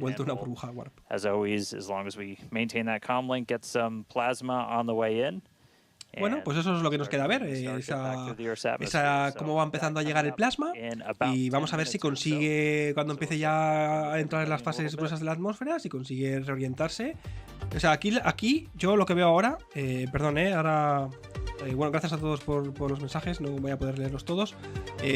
Yo creo que aquí la suerte que puede tener SpaceX, que es tener una suerte... Bueno, es que yo ya ni diría, es que no, es imposible. Es que consigan hacer una reentrada y que la Starship, en esas volteretas que está dando, de milagro, consiga reorientarse bien a medida que va reentrando en la atmósfera, y que acabe en una posición en la que los flaps, los alerones, consigan mantener el control y conseguir reentrar. Si eso sucede, podríamos ya decir que podríamos ya dejar atrás un poco el tema de que se ha perdido el control de actitud, que eso es algo que pues evidentemente no es ideal y no es bueno, y es un fallo que ha tenido en este vuelo Starship. Pero si aún así consigue hacer una reentrada exitosa, luego ya todo esto pasa a segundo plano, porque ya digamos que estamos otra vez en el barco. O sea, la Starship va, si reentra bien, va a intentar hacer una reentrada exitosa, con esas nuevas losetas térmicas que tiene, con esos nuevos alerones. Vamos a ver cómo se comportan. Querían hacer, que esto creo que todavía, si consiguen hacer la reentrada, o sea, si consiguen posicionarse bien para la reentrada de milagro, podrían intentar seguir haciendo, o sea, mover los flaps para que toda ahí me sale. Toda la tensión. Es que me sale tensión, no, por favor. Ayúdame, Ernest. Los flaps de atrás. Para que el centro de. Básicamente para que el rozamiento se cambie de lugar y entonces se restabilice solo con rozamiento aerodinámico. Eso es. Estoy ya. Empieza a estar un poco espeso. 2:15 aquí de la mañana en España. Venga, imagen. ¡Guau! Esta imagen. Bueno, es que estamos teniendo un leak, o sea, estamos teniendo una pérdida de propelente masiva, pero masiva. Mira. Pero masiva, ¿eh? Esto es el propelente, tío. El propelente creo que está saliendo por aquí. O sea, además que creo que está saliendo por aquí. ¿Puede ser? Que está saliendo por aquí y todo esto... Yo diría que son venteos intentando reorientar la Starship. Vale. Puede ser, pero... Porque pues un agujero en el tanque simplemente no le veo sentido. Ya, pero... Pero tan difícil está consiguiendo... O sea, tan difícil está siendo... Bueno, supongo que el ordenador se ha vuelto loco, el ordenador de a bordo. Porque la cantidad de venteo que están gastando ahí y que no estén consiguiendo parar la nave de esa rotación. Bueno, es que tampoco sabemos si ha parado de rotar, si está yendo a más, si no, porque como no tenemos la maldita telemetría, como nos han quitado ese dibujito que había de Starship que nos representaba si estaba girando o si no, pues tampoco podemos saberlo. Esto lo vamos a saber muy claro cuando empiece a reentrar. Mira, está reentrando, ¿eh? ¿No? Yo creo que está empezando a entrar en las capas gruesas de la atmósfera, ¿eh? A ver. Y bien, todo con la música. Wow, pero... De momento yo creo que esos son los gases de los venteos interaccionando con el plasma que hay en la alta atmósfera, pero eso de grueso no tiene nada todavía. No, pero que está reentrando, Está reentrando, mira. Ahí, sí. Si sobrevive a esto, ojo, Bueno, gente, bienvenidos. Pongan sus asientos en posición vertical porque ha empezado de nuevo el show y vamos a ver cómo acaba esto. 42 minutos de vuelo, Starship está ya empezando a reentrar en la atmósfera, está a 102 kilómetros de altitud, vais a ver cómo poco a poco va a ir bajando y cada vez más. Imágenes de dentro, bueno, yo es que a mí me sorprende, o sea, esto es imposible que durante la reentrada mantengamos las comunicaciones, es imposible. Ya, de hecho aquí ya está. Es posible que hayamos terminado, bueno, aún sobrevivir un poquito, estemos llegando al final de la transmisión de Starship, Estamos llegando al final. Tengo pocas dudas al respecto. Porque si está girando descontrolada...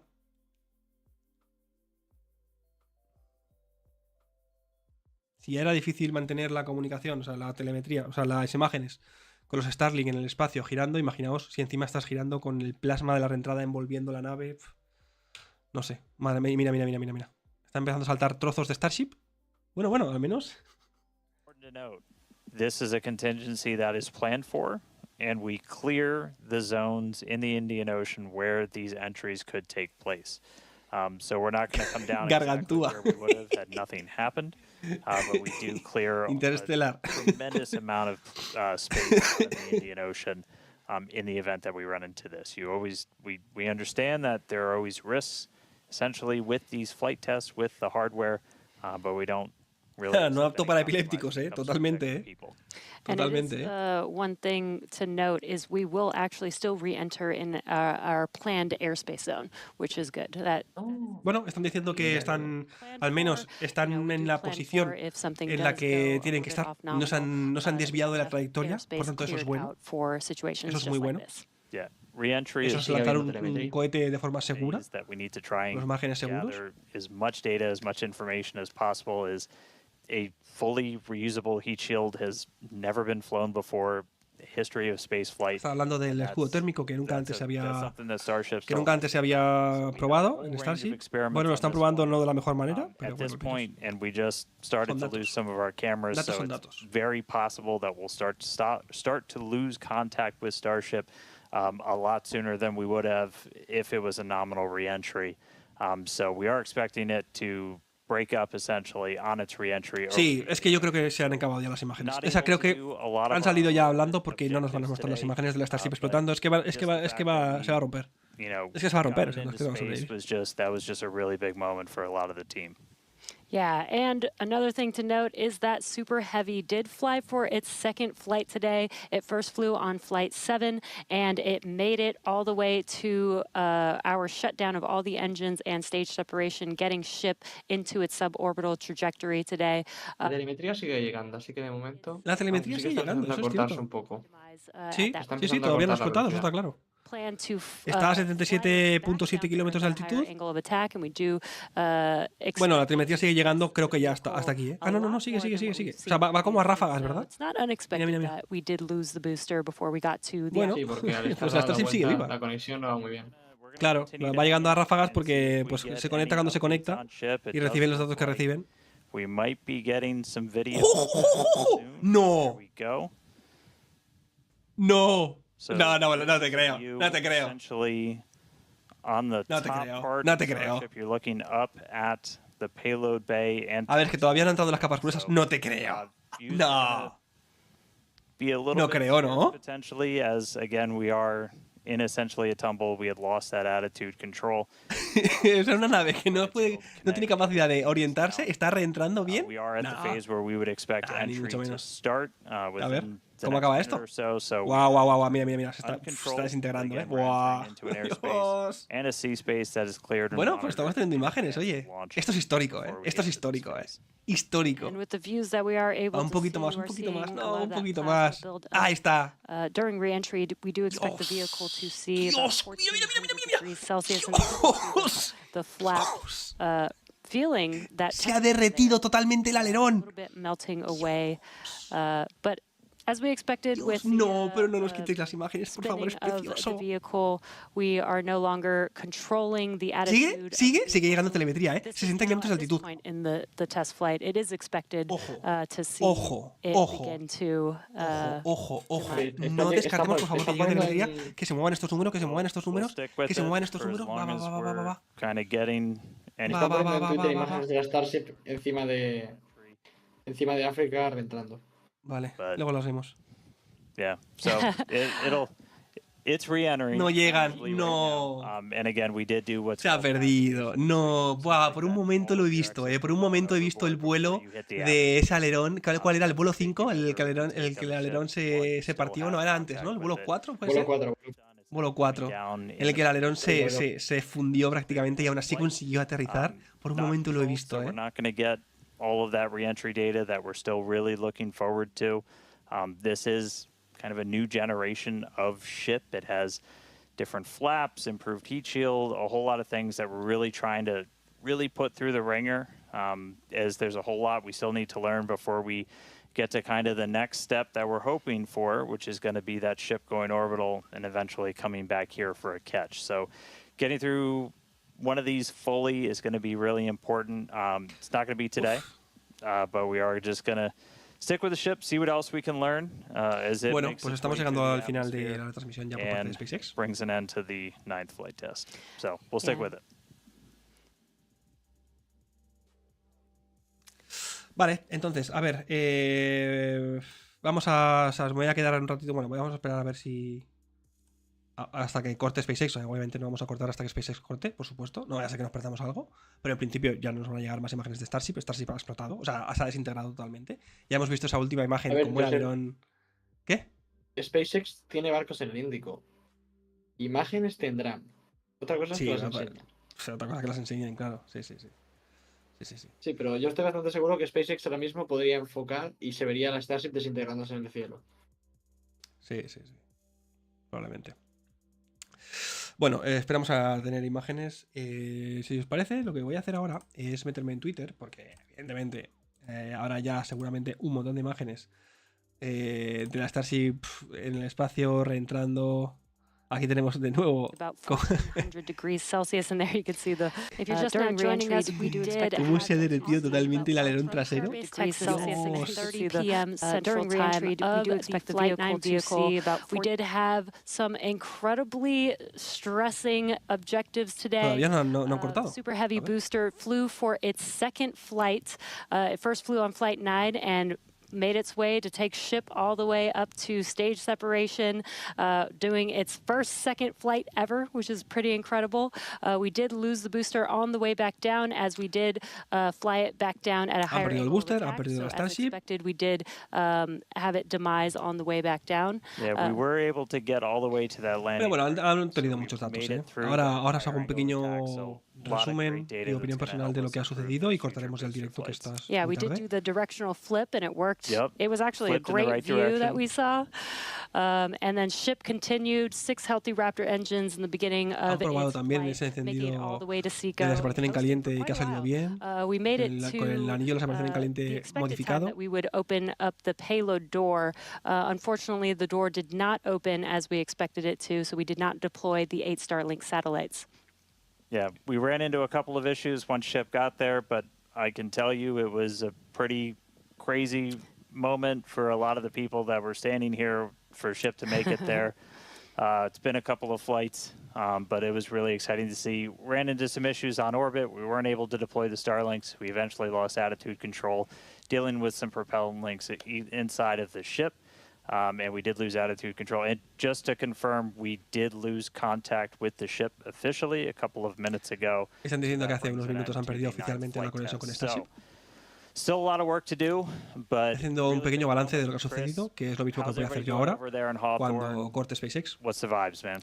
Yeah, you know, I mean, it's a test program, and that's what we're here to do. We're here to learn, and that was definitely the vibe and the atmosphere here at Hawthorne. Would have been great to see ship get all the way through its objectives today, but with all of that data that came down through the Starlink system, we're definitely going to learn it, and we're definitely going to fix that and push forward. Bueno, que con todos los datos que han obtenido, que se han llegado con esos satélites Starlink, que van a poder seguir adelante. Control teams in Starbase, we talked about how it's great having that expert knowledge on console to be able to go to at a moment's notice, and that really helped us make the right decisions in orbit today when we decided to passivate the vehicle. So we will be here looking forward to Flight 10 and some success on future flights. All right, well, obviously, congratulations to everybody that poured so much time, effort. Dando las gracias a todo el equipo que ha hecho esto posible. Y bueno, ya se están despidiendo, así que voy a intentar hacer un pequeño balance ya para cortar. Ernest, gracias por haber estado ahí. Cuento contigo, como siempre, para ese vídeo que vamos a hacer analizando todo lo que ha sucedido, lo que hemos visto y lo que no. Cosas que comunique SpaceX y cosas que toda la comunidad espacial pues, sea capaz de sacar con todos los datos que tenga. Y gracias por haber estado ahí, Ernest, y por tu gran trabajo, tío. Yo como siempre encantadísimo de estar aquí, me lo paso súper bien. Y bueno, podría haber sido mejor, pero esto es todo bien, es un progreso que no muy grande y nos vemos a la próxima. Venga, a dormir que es muy tarde. Hasta la próxima, Ernest. Venga, esperamos a que acabe el directo de SpaceX y ahora hacemos un pequeño análisis, una pequeña reflexión personal y ya nos vamos todos a dormir que es muy tarde. Me parece que no quieren cortar. ¿Como yo o qué? ¿Les da igual aquí estar 6 horas? No, yo en realidad... Vale. A ver, pantalla completa. Vamos a ver. Pelo azul. Pelo azul ha funcionado más o menos bien. O sea, más o menos ha funcionado bien. Es un vuelo un poco complejo de valorar, sinceramente, porque han habido cosas que han salido bien, cosas que han salido mal. Empecemos por el Super Heavy. El primer Super Heavy reutilizado ha hecho un desempeño perfecto, insisto, perfecto durante el lanzamiento. Ha puesto a la Starship donde la tenía que poner, una separación en caliente que ha salido perfecta, con esas nuevas mejoras que le han puesto el anillo de la separación en caliente, ha funcionado muy bien, se ha girado perfecto y ha fallado en ese nuevo perfil de entrada que ya lo estaban forzando, ya lo habíamos explicado, que era un posible punto en el que se pudiera perder el booster. A mí, sinceramente, ¿qué me ha fallado? Es técnicamente imposible, pero me ha fallado tener una cámara teleobjetivo para poder ver el booster caer. Entonces hay que ver si hay alguien que lo haya podido captar, pero es raro porque, lo que os decía, técnicamente es difícil porque el Super Heavy ha amerizado muy dentro muy lejos de la costa, muy dentro del Golfo de México, entonces es complicado que alguien haya podido obtener imágenes del Super Heavy partiéndose o rompiéndose en el aire. Más allá de eso, datos que han conseguido obtener, o sea que perfecto. Y en cuanto a la Starship, pues a ver, yo sinceramente estoy contento porque el problema más grave que yo le veía a la Starship era el problema de la vibración de los motores y parece ser que eso lo tienen totalmente solucionado. No es la primera vez que Starship pierde el control durante su fase de coasting, durante la fase de crucero. Eso es algo que ya me empieza a preocupar un poquito. El tema de la compuerta, que ya nos han confirmado que el problema no ha sido del mecanismo de vibración de satélites, sino que de la puerta, así que la puerta no se ha abierto, no es la primera vez que tienen problemas con la puerta, también me preocupa eso, pero digamos que son problemas realmente menores, es simplemente un mecanismo que tienen que mejorar y ya está, no es realmente, podemos decir que no es ciencia de cohetes casi, o sea, es un mecanismo, creo que eso es una cosa secundaria, y poco más, porque realmente no se puede valorar mucho la reentrada atmosférica de Starship, no se puede valorar el escudo térmico porque ha reentrado como ha reentrado, y ya está. Entonces es un vuelo un poco complejo. A mí, mis sensaciones ahora mismo es que se ha conseguido dar un paso más y que SpaceX ha conseguido lo que quería, que es más datos con esta nueva Starship versión 2, y que seguro que les va a ayudar para el siguiente vuelo. La parte negativa, pues que todo eso que veíamos en el horizonte de tener una Starship traspasando propelente a otra en órbita, de una Starship que ya fuera orbital, de una Starship que consiguiera llegar de nuevo a la plataforma de lanzamiento y atraparla, bueno, todo eso va a tener que esperar unos vuelos más hasta que todo el resto de cosas, de estas pequeñas cosas que tienen que solucionar, pues salgan bien. No creo que haya tenido hoy fallos muy graves, creo que son pequeñas cosas, pero pequeñas cosas que ya se están repitiendo y que quizás las soluciones que estaban poniendo no han sido suficientes y tienen que mirar de atajarlo mejor. Por mi parte, nada más, es muy tarde ya, seguramente estoy despertando a mis vecinos, pero merecía la pena estar aquí con vosotros, me lo he pasado muy bien como siempre, y nada más, un abrazo, muchas gracias a todos los que habéis hecho donaciones y simplemente los que habéis estado aquí siguiendo y apoyando como siempre. Hemos sido creo que unas 30.000 personas, que para la hora que era ha sido todo un éxito. Sinceramente, no sé por qué han lanzado tan tarde la Starship, porque las imágenes que yo esperaba que fueran espectaculares tampoco ha sido nada del otro mundo. Así que nada, nos vemos muy pronto con este vídeo análisis que os haré dentro de unos días. Un abrazo, gente, y nos vemos en el próximo vídeo.